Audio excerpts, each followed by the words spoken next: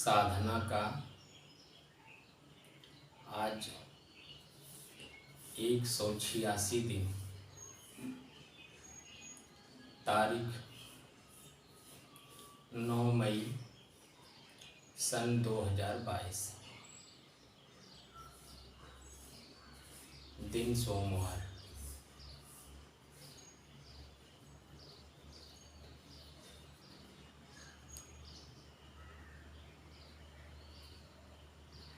आप राम अवतार बाबू जी साहब, कुछ प्रश्न कर रहे हैं। ये सब नाम दान क्या होता है? नाम का दान। तो कौन सा नाम है जिसका दान किया जाता है? बिल्कुल, दान शब्द आपने सुना होगा। जी। दान व्यवहारिक क्षेत्र में बहुत चीज़ों का दान किया जाता है, सबका महत्व बताया गया। जी। कपड़ा दान, अन्न दान,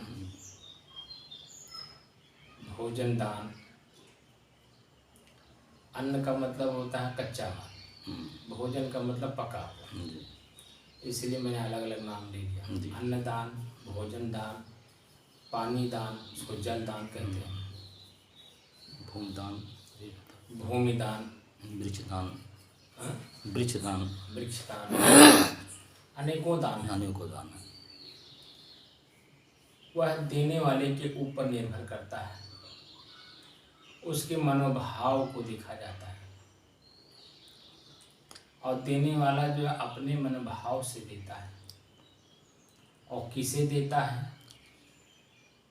जिसे वह उत्तम समझता है कि हमारी दी हुई वस्तु का दुरुपयोग नहीं करेगा, बल्कि इसका सदुपयोग करेगा। सदुपयोग से मतलब कि अपने जीवन में जो दुख है,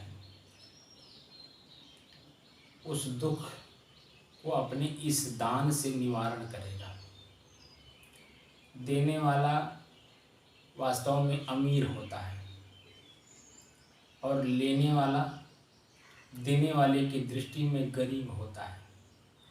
वह अपनी गरीबी इस दान से वह दूर कर सके, यह मनोभाव होता है। और मन की भाव जो होता है देने वाले के अंदर में, वही लेने वाले के अंदर में जब भाव होता है तो दोनों में एक रूपता होती है, दोनों के विचार एक हो जाते हैं। और वह अपनी गरीबी को दूर करके वह भी अमीर बनने के पथ पर चल पड़ता है और देर सवेर वह भी अमीर हो जाता है। यही सत्य है ना? जी सर। लेकिन नाम दान नाम बता क्या रहा है? हूँ जो जी। नाम का दान ना, अभी तो जो दान समाज में जी फैला जी हुआ जी है, जी वह इसी दृष्टि से तो किया जाता है। जी उसमें तो कोई पट होत बताइए। जी। अब रही नाम दान की बात। नाम दान कौन देगा? शिष्य को गुरु नाम दान देते हैं। जी यही ना है, जी परंपरा है। जी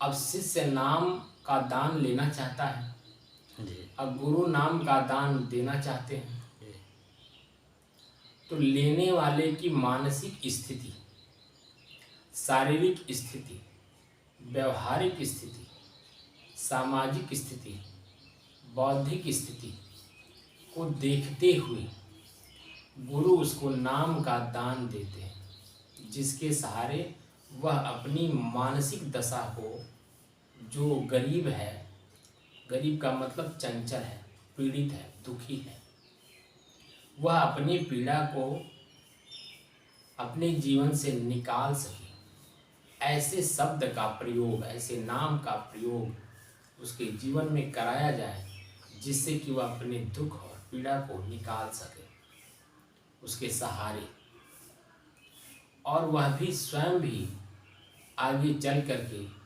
गुरुत्व को धारण कर सके, क्योंकि गुरुत्व उसके अंदर में भी है। बाहर का गुरु सिर्फ मार्गदर्शक होता है, ये आप शब्द सुने होंगे। जी भीतर स्वयं गुरुत्व जगाना होता है, गुरुत्व को धारण करना होता है उस नाम के सहारे, उस शब्द के सहारे।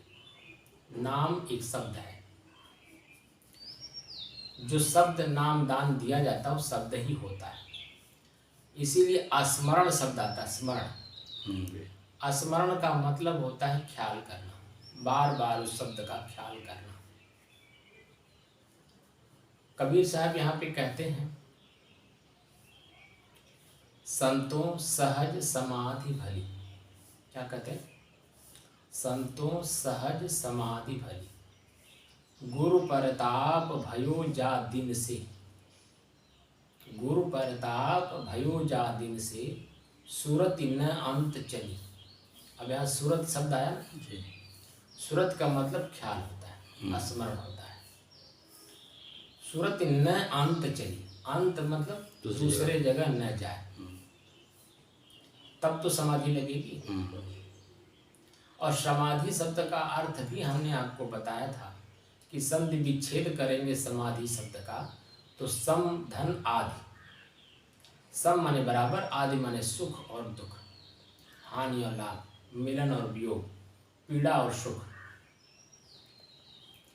दोनों को समान दृष्टि देखकर अपने एक बीच का रास्ता निकाल करके मन को शांत करने की जो विधि है उसे समाधि कहते हैं। मन को शांत करके अपने आत्म स्थिति यानी गुरुत्व को धारण करना। गुरुत्व जिस दिन धारण हो जाएगा आप स्वयं गुरु हो जाएंगे। गुरु का मतलब प्रकाश, प्रकाश से तात्पर्य ज्ञान। कोई भी काम आप करेंगे पहले रुकेंगे, देखेंगे, जानेंगे, समझेंगे, देख जान समझ कर तब उसका प्रयोग करेंगे और उसके परिणाम को देखने का प्रयास करेंगे कि इसका परिणाम क्या होगा। अगर परिणाम अगर सार्थक है, मन प्रसन्नचित होना है, सुखी होना है, आनंदित होना है, तब तो उस काम को करना है और किया भी जाता है। अगर मन प्रफुल्लित, प्रसन्नचित, आनंदित नहीं होना है तो उस काम को उसी समय छोड़ दिया जाता है। तो नाम का दान, जिसको गुरु मंत्र कहा जाता है, मंत्र का मतलब सलाह होता है। और सलाह किसकी माननी चाहिए, किसकी बात का ख्याल करना चाहिए? मूल रूप से तो माँ प्रथम गुरु है, जो दूध के साथ हमें ज्ञान देती है, जानकारी देती है। ये पिता हैं, ये दादाजी हैं, ये काका जी हैं, ये बुआ जी हैं, ये बड़ी अम्मी हैं, ये बड़े पापा हैं। जो भी वो ज्ञान देती है वह बच्चे के मन मस्तिष्क में फीड हो जाता है और उसी तरह से वो अपने व्यवहार को करता है। ठीक इसी तरह से प्रथम गुरु आध्यात्मिक दृष्टि से जिसके प्रति आपका मन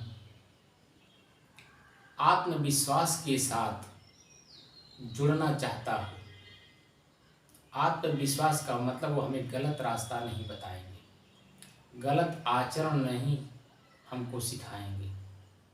हमारे खान पान, हमारे रहन सहन, हर चीज़ में हमको अच्छी सीख देंगे, अच्छा सलाह देंगे, अच्छे विचार देंगे, जिससे कि मेरा जो पहले से दुखी जीवन था वह दुखी जीवन मेरा सुखी हो सके। ये आत्मविश्वास जिस भी व्यक्तित्व के सामने आपका समझदारी के साथ विश्वास बढ़े वह आपके लिए गुरु हो सकता है। इसीलिए कबीर साहब कहते हैं, गुरु सिकली गर कीजिए, गुरु सिकली गर कीजिए। कल आपने सिकली का मतलब क्या बताया था? रगड़ना, तेज तो करना, धार करना, धार को तेज करना। तो पत्थर पर जो धार लगाता है आपके चाकू का, आपके हथियार जो भी लोहे का है, उसे सिकली गर कहते हैं। गर कहते हैं धार लगाने वाले को, जो पत्थर लेकर के घूमता है गांव गांव गली गली घर घर। वह साइकिल पर या कंधे पर एक मशीन बना करके लेके घूमता है और चिल्लाता है, भैया अपने चाकू में धार लगवा लीजिए। तो धार लगाने के लिए जिसको ये समझ में आता है कि मेरे चाकू पर, मेरे हंसुआ पर, मेरे खुरपी पर, खुरपा पर, यानी जो भी मेरे पास संसाधन है, उन संसाधनों में मूर्छा पकड़ लिया है, धार मुड़ गई है, धार नहीं है। तो जैसे वो आवाज़ लगाता है और सुनने वाला सुनता है और मन मस्तिष्क में अपने विचार करता है कि मेरे पास जो चाकू है जिससे सब्जी सुधारा जाता है, काटा जाता है, उसमें धार नहीं है, तो धार लगाने वाला आया हुआ है, क्यों ना हम धार लगवा लें। अगर ये बुद्धि उसकी काम करती है, धार लगवा लेता है, तो आगे उसके मन में शंका नहीं रहती कि मेरे चाकू में धार नहीं है। अब यहाँ पर प्रत्येक इंसान, हम भी उसमें हैं, शामिल हैं, आप भी शामिल हैं। हम लोग जब बचपन में रहते हैं तो जो सुनते हैं, देखते हैं, चखते हैं, करते हैं, उसी को सत्य मान करके आगे बढ़ते हैं। जैसे जैसे उम्र बढ़ती है, उम्र बढ़ते बढ़ते जैसे हम कोई भी कर्म कर लेते हैं तो उसमें भय पैदा होता है, डर पैदा होता है, और उस डर और भय के कारण हम दुखी और पीड़ित रहते हैं। उसको कैसे निकाला जाए, कैसे अपने आप को निर्भीक किया जाए, हमारे मन के अंदर में जो संशय है, शंका है, उसे निशंक कैसे किया जाए, संशय रहित कैसे हुआ जाए, ये सब चीज़ों पे विचार करने के बाद एक सत्संगी का संग मिलता है। सत्संगी का संग मिलता है, हम सत्संग में जाते हैं, वहाँ का वातावरण हम देखते हैं, भजन सुनते हैं, प्रवचन सुनते हैं, और सुन करके आ करके हम अपने घर में उसे विचार करते हैं। विचार करते करते एक समय ऐसा आता है, मन में जिज्ञासा जाग जाती है कि हमें भी इनका शिष्य बनना है और अपने जीवन को हमें हल्का, शंका मुक्त, निर्भीक बनाना है। जैसे ही मन में जिज्ञासा जगती है, अब मन में मंत्र लेने का, दान लेने का, सब नाम दान लेने का भाव जगता है। तो गुरु जो जिसके प्रति हमारा भाव जगा है, उसको हम पहले देखे रहते हैं, जाने रहते हैं, समझे रहते हैं। उनके संपर्क में आने से, उनके शिष्यों से संपर्क में जो जब भी हम आए, उनके विचार को सुने, उनके आचरण को देखे, मन में विचार बदला। हमने भी मन में बनाया कि हमें भी नाम का दान लेना है। वह नाम कौन सा है, वह शब्द कौन सा है, जिसके सहारे हमें अपने जीवन को प्रफुल्लित, प्रसन्नचित, आनंदित करना है। तो मन आनंदित, प्रफुल्लित, प्रसन्नचित कब होगा? जब आपका मन एकाग्र होगा, स्थिर होगा और शांत होगा। तो एकाग्र मन, स्थिर मन और शांत मन कैसे होगा? वह एक साधन, एक मंत्र, एक सलाह दिया जाता है इसके सहारे। अब गुरु नामदान जो देने वाले हैं, उस शिष्य को परखते हैं कि किस शब्द को ये पकड़ पाएगा और पकड़ करके कैसे अपने जीवन को ये कल्याणमय बनाएगा, उसके हिसाब से उसे शब्द का ज्ञान कराते हैं कि बार बार इसी का स्मरण करना, ख्याल करना, अपनी सूरत को इसी पे बार बार लगाना। वह नाम क्या है? गुरु का मंत्र। अब जिस गुरु के पास आप गए हैं, उन्होंने कौन सा मंत्र दिया है? कोई राम मंत्र देता है, ओम राम रंगाय नमः। कोई शिव मंत्र देता है, ओम नमः शिवाय। जितने गुरु हैं, आप किसके संपर्क में आए, वो कौन सा मंत्र देते हैं, और उसी के मंत्र के सहारे आपको ऊपर चढ़ना है। और ये बताया जाता है कि यह मंत्र किसी को बताना नहीं है, और इसी को स्मरण करना है बार बार। जब भी आप खाली हों, इसी को स्मरण करना है। स्मरण करने से ये होता है हमारे जो विचार दूषित विचार होते हैं वह दूषित विचार साफ होने लगते हैं, यानी भूल जाते हैं। और इसी को बार बार स्मरण करने से हमारे मन मस्तिष्क में एक नई ऊर्जा के साथ नया काम करने की ताकत मिलती है, बल मिलता है। और यह बल हमें अपने तक पहुंचने में सहायक होता है। उदाहरण के रूप में वाल्मीकि जी को आप ले लीजिए। वह एक डाकू थे, एक मूढ़ है आदमी। समाज में कभी उन्होंने बैठा नहीं, कभी समाज को देखा नहीं, समाज में वो गए नहीं। एक जंगली आदमी की तरह जंगल में जो लोग उस रास्ते से जाते थे उन्हें वो लूटपाट करके अपने परिवार को चलाते थे। इसके अलावा उन्हें और कुछ पता नहीं। संत महात्मा उस रास्ते से गुजर रहे थे। संत महात्माओं ने उनसे प्रश्न किया। उन्होंने कहा ठहरो, जो कुछ है वहीं रख दो। तो उन्होंने कहा, संतों ने कहा, भाई मैं तो ठहरा हुआ हूं, तू कब ठहरेगा? शब्द को पकड़िएगा। जी जी। संतों ने कहा, तुम तो हमें ठहरने की बात कर रहे हो, मैं तो ठहर गया, लेकिन तुम कब ठहरोगे? पहला प्रश्न का उत्तर जैसे ही मिला उनको 400 वोल्ट के करंट की तरह को झटका लगा। अरे ये मेरी बात का जवाब देता है कि तुम कब ठहरोगे? फिर उसके बाद संवाद होता है दोनों जनी में आपस में। भाई तुम ये जो पाप कर रहे हो, इस पाप का जो परिणाम आएगा, उस परिणाम को तुम्हारे परिवार जिसके लिए तुम कर रहे हो, क्या उसमें वो भागीदार होंगे? क्या उसे वो भोगेंगे? तो वाल्मीकि जी ने उत्तर दिया, इससे तुमसे क्या मतलब?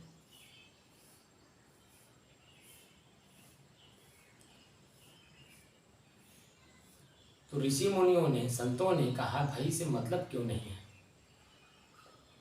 तो कहा कि हमारे घर के लोग क्यों नहीं भागीदार होंगे? बिल्कुल होंगे। जब मैं डकैती करके ले जाकर उन्हें पाल पोस रहा हूँ, बड़ा कर रहा हूँ, तो क्यों नहीं होंगे इसमें? तो संतों ने कहा कि एक बार जरा पूछ तो आओ। वाल्मीकि जी ने कहा कि हमको बेवकूफ़ बनाते हो, अभी जैसे मैं उधर जाऊंगा तुम भाग जाओगे। संतों ने कहा, मैं भागूंगा नहीं, बिल्कुल नहीं भागूंगा, हम यहीं बैठते हैं, आप पूछ के आओ। कहे नहीं नहीं तुम भाग जाओगे। काफ़ी बातचीत होने के बाद संतों ने कहा कि अच्छा मुझे बांध दो और आप पूछ के आओ। तो उसके वाल्मीकि जी के मन में बात जच गई, इन्हें बांध दिया जाए। उन्होंने पेड़ में बांध दिया और गए घर वालों से पूछे, अपनी पत्नी से, अपने बेटे से, अपनी माता से, अपने पिता से, अपने बच्चों से। सभी लोगों ने कहा, माता ने कहा, भाई मैं तो तुमको जन्म दिया हूँ, अब तुम्हारा कर्तव्य बनता है मेरे बुढ़ापा में तुम मेरे शरीर का भरण पोषण करो, मैं तुम्हारे पाप में भागीदार क्यों हूँ?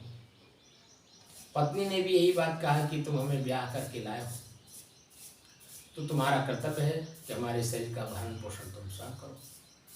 अब तुम पाप करके लाते हो कि पुण्य करके लाते हो, तो तुम उसका भागीदार बनो, मैं उसमें क्या कर सकता हूँ? बच्चों ने भी जवाब दिया कि आपने मुझे पैदा किया है, ये आपका कर्तव्य है, मुझे पालिए पोषिए बड़ा करिए, आपके पाप में मेरा कोई। वह लौट करके आते हैं, संतों को खोलते हैं, संतों से संवाद होती है जिसे सत्संग कहते हैं। संवाद होने के बाद वाल्मीकि जी का जो मन मस्तिष्क था एकदम मूढ़ था। वहां पर संतों ने उन्हें नाम का दान दिया था। कौन सा नाम का दान? पहले तो उन्होंने राम राम कहने के लिए प्रेरित किया, वो राम राम कह नहीं पा रहे थे। जब राम राम नहीं कह पा रहे थे तब क्या करें?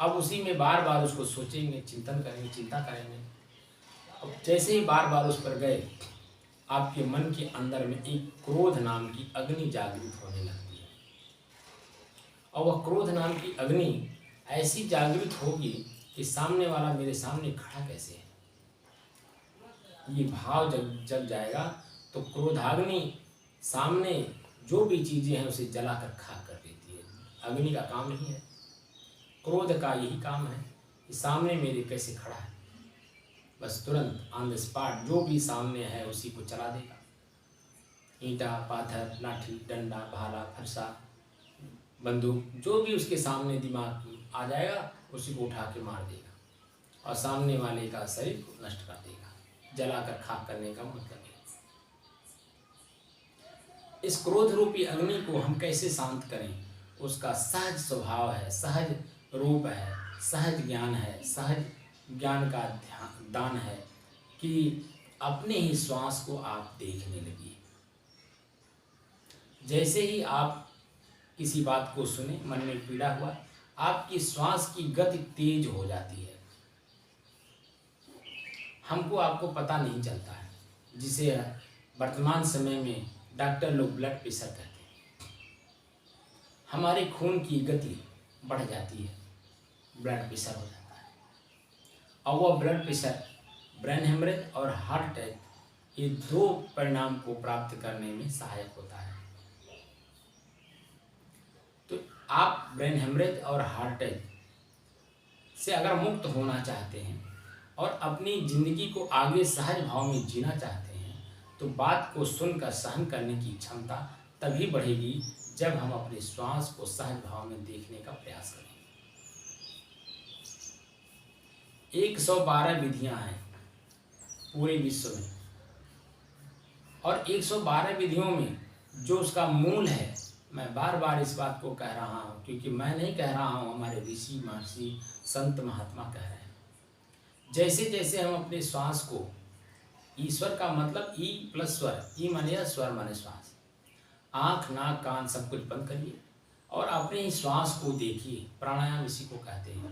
प्राणायाम ये नहीं कहते हैं कि आप प्राण को, नाक को बंद करिए, एक नाक को बंद करिए, दूसरे नाक से सांस लीजिए, दूसरे नाक को बंद करिए, दूसरे नाक से जो से छोड़िए। इसे प्राणायाम नहीं कहते। सामान्य रूप से नाक को बंद नहीं करना है, भस्त्रिका प्राणायाम नहीं करना, कुछ नहीं करना। सामान्य रूप से अपने श्वास को आप देखिए। जैसे ही श्वास को देखने का प्रयास करेंगे वैसे जो चंचल मन है, दुखी मन है, पीड़ित मन है, वो सीधे आकर के अपने श्वास पर टिकेगा, एकाग्र होगा और सारी बात को भूल जाएगा। जिस बात से वो पीड़ित था वो बात को भूल जाएगा। और जैसे भूला, मन एकाग्र हुआ, स्थिर हुआ और शांत हुआ, तो पहला स्टेप मैंने बताया भी कि आपको नींद आने लगेगी। कभी भी आप देखिए कथा, सत्संग, प्रवचन में 50% से एवं लोग नींद लेने लगते हैं, झपरी लेने लगते हैं। कथा सुनते सुनते उनको नींद आने लगती है। इसका कारण यही है कि मन एकाग्र हो जाता है। मन एकाग्र होकर के स्थिर होता है और शांत हो जाता है, तो कथा सत्संग में बैठे बैठे ही नींद आने लगती है। लेकिन अगर कथा के जगह पे कोई पिक्चर चल रहा हो, सिनेमा चल रहा हो, वीडियो चल रही हो, टीवी चल रहा हो, आप देखेंगे कि दिन पूरी रात आपको नींद नहीं आएगी, क्योंकि मन उसमें जागृत है। तो जागृत कैसे है? इसके बाद क्या होने वाला है, इसके बाद क्या होने वाला है, इसके बाद क्या होने वाला है, इसके बाद क्या बोलने वाला है, इसके बाद कौन सा सीन आने वाला है, बस आगे आगे सोचते सोचते उसको नींद नहीं आएगी। लेकिन कथा सत्संग में जैसे ही सत्संग शुरू होता है, वहाँ कथा सत्संग में अपने ही कर्म को देखा जाता है, शांति नहीं रहता है, वहाँ शांत नहीं रहता। इसलिए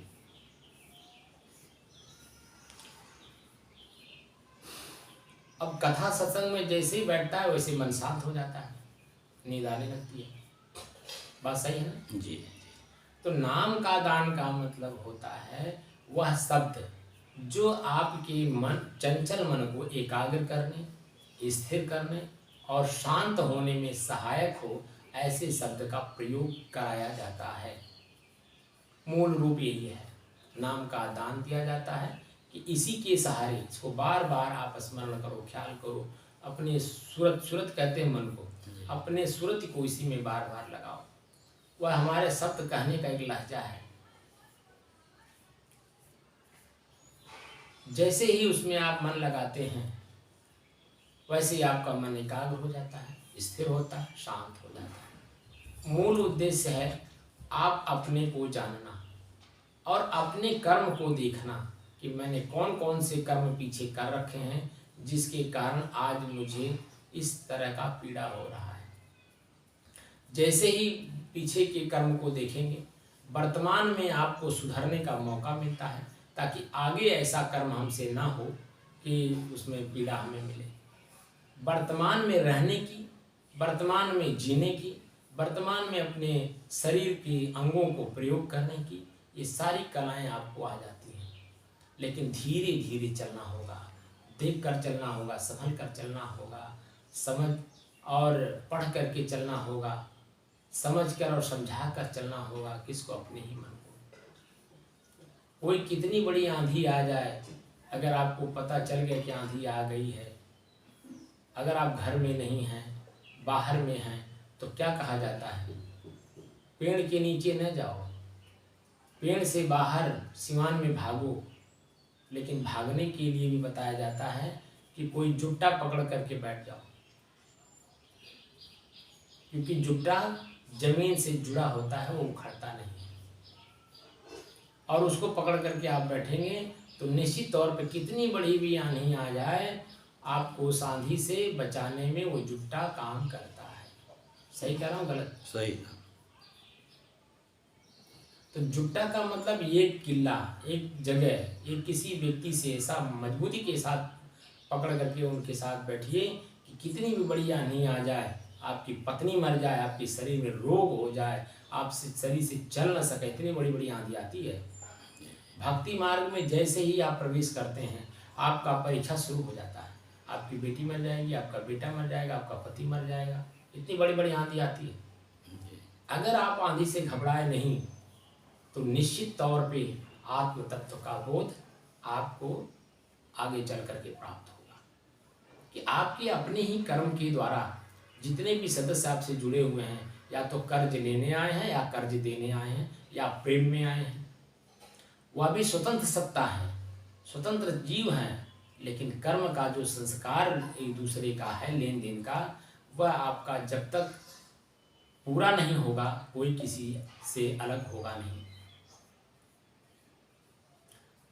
आपको इन कर्मों को देखना होगा, अपने कर्म को देखना होगा, किसके साथ मेरा कैसा संपर्क है, क्या लेन देन है, वह सब कुछ दिखाई देता है। जैसे जैसे मन आपका बिल्कुल एकाग्र होता है, स्थिर होता है, शांत होता है, अपने ही कर्म अपने सामने, अपने मन मस्तिष्क रूपी स्क्रीन के सामने बार बार आता है और वही हमें भयभीत करता है, वही पीड़ित करता है। तो यहाँ आपको एक आत्मबल मिलता है उसे सुधारने के लिए कि दोबारा ऐसा कर्म नहीं करें। सदगुरु कबीर साहब किसी को नहीं छोड़ा है, सबके बारे में कुछ न कुछ टिप्पणी कर दिया है। और जैसे साधुओं के बारे में भी उन्होंने टिप्पणी किया, साधु भया तो क्या भया, बोले ना ही विचार, और हतय पराई आत्मा, जीव बांध तलवार। साधु को भी, साधु का मतलब साधन, जो साधन का प्रयोग करता हो, दया, क्षमा, संतोष, धैर्य, विचार, विवेक, गुरु भक्ति, नम्रता, कोमलता, आत्म स्थिरता, आत्म शांति, जो इन साधनों का प्रयोग करता है वो साधक, वो साधु है। और साधु का काम है कि अपने शरीर में जो भी चीजें हैं सब पर सुधार करें। हाथ का सुधार करें, पैर का सुधार करें, आँख का सुधार करें, कान का सुधार करें, जीभ का सुधार करें। जीभ में दो चीजें हैं, शब्द भी है और स्वाद भी है, दोनों पे कंट्रोलिंग पावर होनी चाहिए। शब्द बोलते समय हम सोच विचार करके बोलें, स्वाद लेते समय कैसा भी बेस्वाद भोजन हो लेकिन शब्द हमारे मुंह से अच्छे निकले, बहुत सुंदर भोजन है। क्योंकि भोजन परोसने वाला, खिलाने वाला भी तो खाएगा। जैसे उसके जीभ पर वो वस्तु पड़ेगा और जो उसका स्वाद आपको अनुभव हो रहा है, वही स्वाद अनुभव उसको भी होगा। और जैसे ही उसको अनुभव होगा वैसे ही उसके अंदर में खुद पश्चाताप होगा, अरे इसमें तो नमक ज़्यादा है। और महाराज जी कैसे इसको भोजन कर लिए। स्वादिष्ट भोजन हो कम भोजन करिए, बिल्कुल कम करिए। और बेस्वाद भोजन हो उसको भरपूर करिए। अपने जीव को समझाइए, अपने मन को समझाइए कि तुम्हारा यही भोजन है, तुम इसे करो। धीरे धीरे आपका मन स्वादिष्ट भोजन के बजाय जो भी मिल जाएगा उसमें असंतुष्ट होने लगेगा। भूत भविष्य की कल्पना में नहीं रहेगा।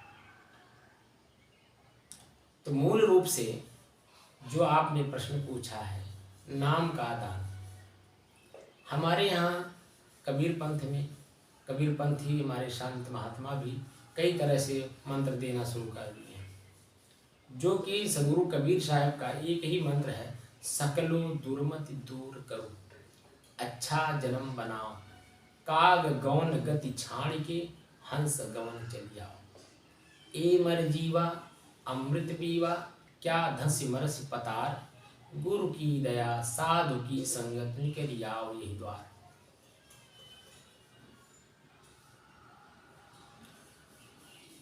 सकलो दुर्मत, जो भी दुर्बुद्धि हमारे मन के अंदर में है, हमने जो कुछ बना रखा है, उसे अपने को ही साफ करना है। साफ कैसे करेंगे? हम किसी के सानिध्य में जा करके उनके देख रेख में हम अपने जीवन को कल्याणमय बनाएंगे। गुरु का मंत्र ये होता है कि अपने ही जीवन को कैसे कल्याणमय। कल्याणमय का मतलब होता कर्म के बाद मन प्रसन्नचित हो, प्रफुल्लित हो, आनंदित हो, अब पुनः उसे और करने की जिज्ञासा हो। कोई ऐसा कर्म ना हो जाए जिसमें पश्चाताप हो रहा हो, आत्मग्लानि हो रही हो और दोबारा करने का मन ना करे। ऐसा कर्म नहीं करना है। ऐसा कर्म करना है जो दोबारा भी हम कर सके,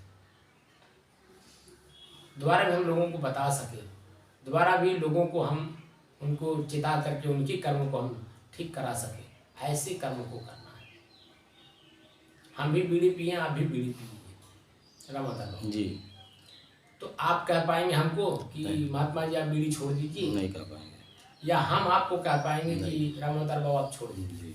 वहाँ तो ये भाव आता है कि अरे भाई जलाइए, जरा दोनों जलाइए, एक अपने लिए मेरे लिए। अब दोनों जब बीड़ी पिएंगे तो बीड़ी से मुक्ति कहाँ मिलेगी? बीड़ी से जो पीड़ा है, जो दुख है, वो तो दोनों को ही हो रही है और दोनों अनुभव कर रहे हैं। लेकिन एक दूसरे को कोई नहीं कह पाएगा कि बीड़ी छोड़िए। बीड़ी छोड़ने की जो भाव है वह वही कह सकता है जो अपना बीड़ी स्वयं छोड़ चुका हो। अपने बीड़ी रूपी जो बीड़ी पी करके जो अपने जीवन को दुखी और पीड़ित कर रखा था, उस बीड़ी को छोड़ करके जो प्रसन्नता, आनंद, काफ़ी समय का अभ्यास जब उसके जीवन में हो जाता तो वही बीड़ी जो पहले पीता था, धुआं नाक में जाती थी, उसका आनंद लेता था, और वही धुआं कोई भी पीता है तो पीने वाले, सूंघने में न पीने वाला व्यक्ति तुरंत कहता है अरे यार दुर्गंध आ रही है। वही जो छोड़ दिया है, वही जब 1 साल 2 साल 3 साल जब छोड़े तो बिल्कुल उसका मुक्त हो जाता है, उसकी नाक बिल्कुल साफ हो जाती है, तो वही धुआं उसके लिए जहर महसूस होती है। वही तुरंत कहता अरे बाबू कहाँ पिया था, अरे तुम किनारे पी ले बाबू, साइड में जाके पी लो बाबू, अरे छोड़ देता तो बड़ा अच्छा रहा। वह उसके मन में स्वयं जिज्ञासा आने लगती है, जो कि पहले वो भी पीता था और वही जैसे छोड़ दिया, 1 साल 2 साल बीता और उसके जीवन से वो बिल्कुल ही निकल गया, वैसे ही जो तुरंत वो कहता है अरे बाबू छोड़ दिया तो बड़ा निकला, हम वो पिए तारे बड़ा पीड़ा होती है, बड़ा नरक हो जाता है, भूख नहीं लगती, भोजन नहीं कर मिलता। शरीर तो शरीर है, शरीर को भोजन नहीं देंगे तो खून कहाँ से बनेगा, ताकत कहाँ से होगी, काम करना ही है। तमाम तरह की बात को बोल करके समझाता है जी। वही व्यक्ति। जी। तो यही चीज है कि हमें नाम का स्मरण करना है। नाम मतलब शब्द का, गुरु के द्वारा दिए हुए शब्द का स्मरण बार बार करना है, जिससे कि मैं अपने मन को एकाग्र कर सकूं, स्थिर कर सकूं और शांत कर सकूं। आंतरिक जो विचार, वास्तविक विचार जो आते हैं मन की शांति में ही आते हैं। मन अगर शांत है तो आपके अंदर में अच्छे विचार आते हैं। अगर मन आपका चंचल है तो अच्छा विचार दब जाता है, बुरे विचार पहले आकर के काम करा देते हैं, उसी में आपकी पीड़ा होती है। वास्तविक स्थिति यही है कि मन शांत होकर के कर्म तो करना, जब तक शरीर में रहना, भोजन लेना ही है, वस्त्र लेना ही है, नींद लेना ही है, ठंडी गर्मी से बचने के लिए एक आवास की जरूरत है ही, चाहे वो झोपड़ी ही हो। तो जब हमारे शरीर की आवश्यकता हमें ही पूरा करना है तो कर्म तो करना ही पड़ेगा, लेकिन शांत भाव से करेंगे, बिल्कुल शांत भाव से करेंगे और सहज भाव में करेंगे। जो वर्तमान में हमारे सामने उपस्थित हो उसका उपयोग करेंगे। वर्तमान में रह करके हम भूत भविष्य की कल्पना नहीं करेंगे। अगर महल होता तो हम उसमें जिंदगी जीते। जैसे ही महल की कल्पना करेंगे अपने पीड़ित होंगे ही, परिवार समाज सबको पीड़ित कर देंगे। उसमें चोरी भी कर सकते हैं, बेईमानी भी कर सकते हैं, ठगी भी कर सकते हैं, तमाम तरह की चीज़ें करना पड़ेगा, तब जाके महल मिलता है। तो चंचल मन समाज जान करके बनाती है साहब। अब चंचल मन वालों के साथ बैठे, समाज में जो चंचल वाले लोग हैं उनके साथ हम बैठेंगे तो वही तो सीखेंगे। नहीं साहब, ऐसा है जैसे कोई शादी ब्याह किसी का हुआ, उसमें बाजा बजाते हैं, गाना गवाते हैं, नाच नचाते हैं, तो ये सब चंचल मन करने की मतलब प्रक्रिया है। वो तो है ही। तो अब असो इसी को अच्छा समझ करके सारे समाज में इसी को करते हैं कि मन चंचल हो, मतलब उद्देश्य तो यही होगा। मतलब जो है उससे चंचल मन करने के साधन वो सब हैं, नाच है, गाना है, या बाजा है, या बजाना भी है। ये सब मन को चंचल, जैसे मतलब है चंचल मन करने की है।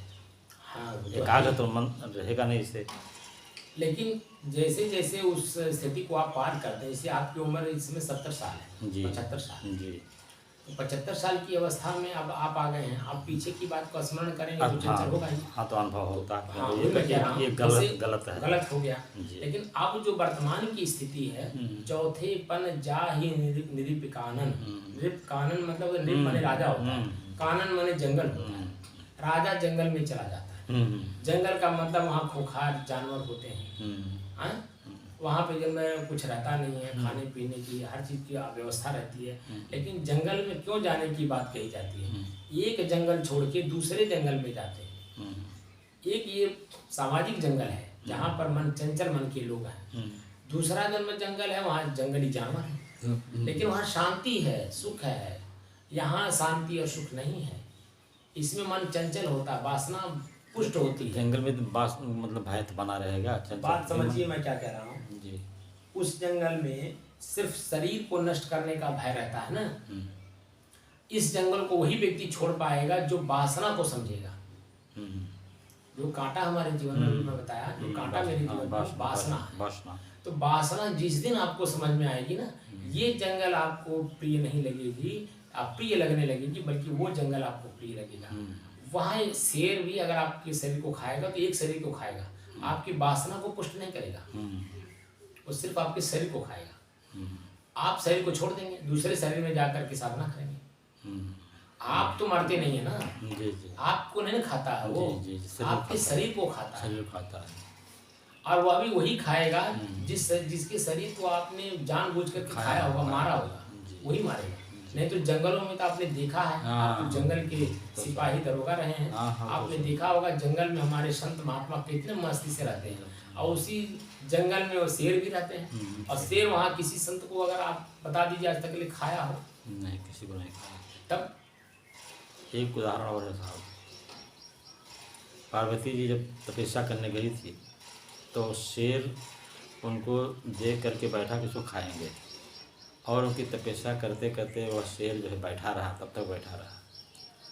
अंत में मतलब वह शेर जो है उन्हीं का भक्त बन गया और उनके साथ ही चला गया शेर, उनको खाया नहीं। तपस्या का मतलब क्या हुआ? मतलब अपना तप कर रहे थे, अपने ही मन को अपने बस में करने का काम कर रहे थे, वही तपस्या ना। वही तपस्या। तपस्या का मतलब भूख, प्यास, मान, अपमान, निंदा, सबको मुक्त होकर के सिर्फ अपने मन को अपने बस में करने में जो भी व्यक्ति लगा हो उसी तपस्वी कहा जाता है। तो उनको देख करके जो है वह एकदम शांति हो गया और इनके साथ आया। इसी का नाम सोम एक चीज मैंने आपको बताया था बीच में, जो आप सोचते हो, जी चिंतन करते हो, जी जिस तरह का चिंतन चिंता जो भी करते हो, जी वो आपके चिंतन तरंग के रूप में वाइब्रेट होती है। जी और वो वाइब्रेशन जो है दूसरे के आपके विचार में मेरा विचार टकराता है। जी अगर आप हिंसा भाव सोच रहे हैं तो मेरे मन में भी हिंसा भाव आएगा। जी। आपका मन अगर शांत है तो मेरा मन भी शांत रहेगा, मेरे मन में हिंसा भाव नहीं आएगा। नहीं मैं इस तो पार्वती जी तपस्या कर रही थी, तो तपस्या में उनका मन बिल्कुल शांत हो गया। हम्म, और जैसे ही मन शांत हुआ, वैसे ही जो शेर था उसके अंदर में जो खाने की ललक थी वो भी शांत हो गया। वही अब बता रहे पहले बता रहे थे, उसी का हम मतलब उदाहरण में मतलब बता रहे हैं, उसी पक्ष की बात है ये। वही कह रहा हूँ ना कि तो जो नाम दान दिया जाता है उसी को बार बार स्मरण किया जाता जी, है, जी, ख्याल किया जाता है, जी। और उसी ख्याल के सहारे अपने ही चंचल मन को एकाग्र किया जाता है, स्थिर किया जाता है और शांत किया जाता है। और शांत जैसे ही होता है तो पहला स्टेप उसकी है कि आपको नींद आने लगेगी। लेकिन जैसे ही आपको चेतना आई, मैं तो आलस और निद्रा में फंस गया, फिर चेतना जागृत होती है, और जैसे चेतना जागृत होती है आप चौकन्ना हो जाते हैं कि नींद भी ना आने पावे, मन शांत रहे, बिल्कुल शांति का अनुभव होगा। दीप शिखा सम सोई प्रचंडा, ये शांति जो है मन की आपकी स्थिरता एकदम दीप शिखा की तरह है। हवा नहीं है, झोंका नहीं है, इसीलिए दीप की जो शिखा है वो चंचल नहीं है, एकदम में सीधे ऊपर की तरफ चल रहा है। ऐसे ही आपका मन बिल्कुल शांत चित्त हो जाता है। कोई मन में शब्द ना अच्छे के रूप में ना बुरे के रूप में, एकदम शांत। और इसी शांति स्थिति को पाने के लिए भक्ति का मूल परिणाम, मूल लक्ष्य यही है कि हमारा मन हमारे बस होकर के हमें अपने आप का बोध हो और अपने ही दुख सुख से हम मुक्त हो जाएं। मूल उद्देश्य यही है। और ये उद्देश्य हमारा जहाँ भी पूर्ण होता हो वहाँ जा कर के हम जुड़ें और उनसे अपने जीवन को समर्पित करें, और उनके विचारों को सुन करके अपने विचारों में मिला करके और अपने जीवन में जो दुख है उसे निकालने का प्रयास करें उनके सहारे। इसलिए नाम का दान दिया जाता है। बात आपको समझ में आ गई? बिल्कुल 100% साहब। आप तो कोई क्लियर बात का कोई शंका नहीं रहे क्या? नहीं, बहुत क्लियर हुआ साहब। ठीक है, अच्छा साहिब हो गया। उपनिषद में एक माँ अपने गुरुत्व को धारण करके अपने बच्चे को शिष्य बनाया था। उनके बारे में आपको जानकारी है कि? हाँ, एक दिन बताया थे उनका नाम। माता मंदालसा। हाँ, मंदागन मंदासा लोरी सुना करके अपने 6 पुत्रों को बैराग देती है अपने हाथ से, और मंत्र सुनाती है, सलाह देती है। वो लोरी में बच्चा जब छोटा होता है, जब रोता है, उसको जब भुलवाती हैं अपने दूध के साथ, उसके कान में शब्द डालती हैं, शुद्धोसि बुद्धोसि निरंजनोसि संसार माया परिवर्जितोसि संसार स्वप्नस्त्यज मोहनिद्रां मंदालसावाक्यमुवाच पुत्रम्।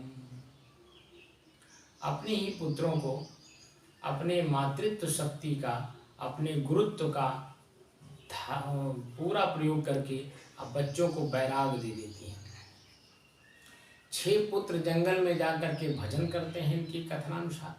7वां पुत्र को जब वो बैराग देती हैं तो राजा साहब उन्हें रोकते हैं कि अब हम लोगों की बुढ़ौती आ गई है और इस बुढ़ौती में सहारा कुछ होना चाहिए, हम लोगों का देख रेख कौन करेगा। जैसे ही ये प्रश्न आता है, जो दोनों में शादी होने से पहले समझौता हुआ रहता है, उस समझौता को माता मंदालसा याद स्मरण कराती हैं कि आज से अब आपका हमारा कोई संबंध नहीं, आप अपने पुत्र को लेकर के जीवन यापन करिए, मैं अपने धाम को चली। और जैसे ही वो चली जाती हैं, राजा कुछ दिन जीते हैं। राजा के मरण के बाद उस बालक को जैसे राजगद्दी मिलती है, तो पहले के ज़माने में एक राजा दूसरे राज्य पर आक्रमण करता था, ऐसा बहुतायत होता जी था। जी। तो माता मंदालसा जाते समय अपने बच्चे को एक ताबीज पहना करके गई थी और उन्होंने कहा था कि बेटा इसको तब खोलना जब तुम्हारा प्राण पे खेरू उड़ने के कगार पर हो। जो राजा बना था। हाँ, जिस बच्चे को छोड़ करके वो गई थी, सातवें बच्चे को, लास्ट वाला। तो राजा तो बाद में बना, तो राजा के मरने के बाद। लेकिन उसके पहले उन्होंने कहा कि इस ताबीज को तुम तब खोलना जब तुम्हारे ऊपर अपने ही प्राण पे खेर उड़ने के ऐसे भय हो गए हों, चारों तरफ से आपके दुख घिर गए हों, उस समय में इसे खोलना और तुम्हारा जीवन धन्य हो जाएगा। इसे पढ़ लेना और इस पढ़ जो भी इसमें लिखा है उसके अनुसार आचरण कर लेना और अपने जीवन को धन्य कर लेना। वह कह करके चली जाती है और वो ताबीज जो धारण किए रहता है 24 घंटा अपने गले में रहता है। माता चली गई, पिताजी रहे, जब तक वो रहे राजकुमार बन करके उन्होंने सेवा किया। राजा के मरने के बाद राजगद्दी संभाली।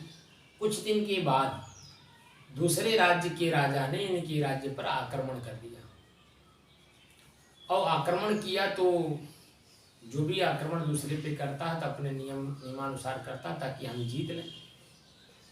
ऐसे ही उनके ऊपर जब आक्रमण हुआ तो सारी चीज़ें ध्वस्त हो गई और चारों तरफ से सैनिकों के बीच में घिर गए और अपने मरण के एकदम बिल्कुल भय जब उत्पन्न हुआ मरने का कि अब मैं बच नहीं सकता, मुझे मार दिया जाएगा, मैं मर जाऊंगा। उस समय में अपनी माता जी की बात को स्मरण अपने आप अचानक आ जाता है जी। और जैसे ही अचानक उनका स्मरण होता अपनी माता जी की बात को, वो ताबीज वो खोलते हैं और खोल करके उसे पढ़ते हैं। उसमें लिखा रहता है शुद्धोसि बुद्धोसि निरंजनोसि संसार माया परिवर्जितोसि संसार स्वप्न त्यजमोह निद्रां मंदार शावाक्यम वाच पुत्रम। जैसे इस वाक्य को पढ़ते हैं और उनका जो भय है मरने का वो तुरंत भय मुक्त हो जाते हैं। और जैसे ही भय मुक्त होते हैं, पहले राजाओं के यहाँ था कि अगर राजा सफ़ेद कपड़ा अगर दिखा देता था इसका मतलब शरणागति हो गया, और जैसे ही उन्होंने अपना सफ़ेद कपड़ा दिखाया सभी सैनिकों ने उन्हें शरणागत समझ करके सिर्फ अरेस्ट करते हैं, मारते नहीं। और वह राजा के पास, दूसरे राजा के पास जब वो जाते हैं, उस राजा के पास अपनी बात को रखते हैं कि भैया आप राजपाट ले लो, मुझे छोड़ दो, मुझे भजन करना है, मुझे आपकी इस राजपाट से अब कुछ लेना लाना नहीं है। जैसे ही राजा सुनता है, साल भर तक अपने सैनिकों के सानिध्य में रख करके जंगल में उन्हें भजन करने के लिए छोड़ देता है। साल भर तक सैनिकों के माध्यम से वह देख रेख करता और कराता है और साल भर के बाद जैसे उसको समझ आ जाता है कि वास्तव में अब पूर्ण संत हो गए हैं, बिल्कुल छोड़ देता है और भयमुक्त होकर के अपना जिंदगी जी लेते हैं। माँ हो तो ऐसी हो, माँ ऐसी ना हो कि वो दिन रात सिर्फ वासना की चर्चा करती हो, सिर्फ इच्छा ही करती हो, बेटा हम गरीब हैं, बेटा हमारे पास घर नहीं है, बेटा हमारे पास खाने को नहीं है। ये सब चर्चा नहीं होनी चाहिए। बच्चे को आत्म तत्व का बोध होना चाहिए, बेटा यही है जिंदगी, इसी में आपको जीना है और कैसे जीना है ये कला सीखना है और इसी कला के साथ इस जीवन को यापन करना है और अपने जीवन को और मजबूत, सुदृढ़ और सुखी कैसे बनाना है ये आपको परिश्रम करना है, मेहनत करना है, भौतिक रूप से भी और आध्यात्मिक रूप से भी। शरीर से भौतिक रूप से करना है, मजदूरी करनी है, नौकरी करनी है, खेती करनी है, बिजनेस करना है, ताकि 4 पैसा का जो अर्निंग हो, कमाई हो, वह हमारा शुद्ध हो, शुद्ध विचार से हो, शुद्ध आचरण से हो और हमारा आध्यात्मिक उन्नति हो। हम किसी संत महात्मा से, किसी आध्यात्मिक गुरु से हम जुड़ें ताकि हमें आत्मा का ज्ञान हो, आंतरिक ज्ञान हो, हमें कैसे इस धन का प्रयोग करना है और जीवन को कैसे जीना है। इसलिए तो मूल रूप से मैं आप लोगों से निवेदन करता हूँ कि कोई भी कहीं भी किसी रूप में हो, अगर कहीं किसी के लिए बड़ा है तो अपने बड़प्पन को बनाए रखिए और छोटे को अच्छे रास्ते अच्छे मार्ग का प्रेरणा देते रहिए, ताकि वो बच्चे आगे बढ़ें और अच्छे के रूप में और एक अच्छा इंसान कम से कम बन करके जिए। वर्तमान में जो तनाव है वो इच्छा करने के कारण है। हमारे अंदर में तो इच्छा है ही, हम अपने बच्चों के अंदर में भी वही इच्छा डाल देते हैं, तुम डॉक्टर बनो, तुम वकील बनो, तुम ये बनो, तुम वो बनो। उसकी मानसिक स्थिति, उसकी शारीरिक स्थिति, उसकी अध्ययन करने की शैली, उसके पूर्व जन्मों के प्रारब्ध को हम पढ़ नहीं पाते हैं और अपनी इच्छा उसके ऊपर डाल देते हैं। पता चलता है ना वो डॉक्टर हुआ, ना वकील हुआ, ना वो IAS हुआ, कुछ हुआ नहीं, बल्कि वो घास चराने वाला भी नहीं हुआ, घास छीलने वाला भी नहीं बन पाया। क्योंकि जैसे कलम जेब में खोसता है उसके अंदर में अहंकार आ जाता है कि मैं तो पढ़ा लिखा हूँ। अरे पढ़ाया किस लिए जाता है? अपने काम को सुचारू रूप से करने के लिए। लिखाया इसलिए जाता है कि जो तुम अनुभव किए हो तुम अनुभव बताओ। अभी तक तो तुम दूसरे के अनुभव से अपने जीवन को चला रहे हो, अब अपना अनुभव लिखो कि तुम अपने इस जीवन में क्या अनुभव किए। तो पढ़ा इसलिए जाता है दूसरे का अनुभव अपने जीवन में धारण करने के लिए। लिखा इसलिए जाता है कि जो हमने धारण किया वो पीछे वालों के लिए काम आए। तो पढ़ना लिखना तो आजकल बहुत आसान हो गया है, लेकिन उसी आसान के कारण तनाव में और ज़्यादा चला गया। तो तनाव मुक्त होना है, इसलिए किसी ऐसे संत के सानिध्य में जाइए जहाँ आपका जीवन तो प्रफुल्लित प्रसन्नचित हो ही, आपका आत्म कल्याण भी हो। साहिब बंद कर दें।